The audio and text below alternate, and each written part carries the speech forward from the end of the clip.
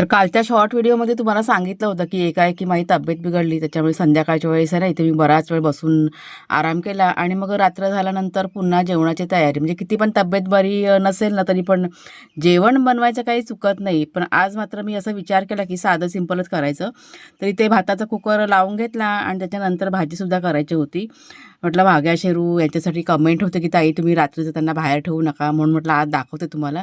वाघ्या शेरू लहानाचे मोठे झाले, कितीही काही असेल ना त्यांना आम्ही बाहेर त्यांना पण घरातच ठेवतो. अजिबात त्यांना आम्ही बाहेर ठेवतच नाही रात्रीच्या वेळेस.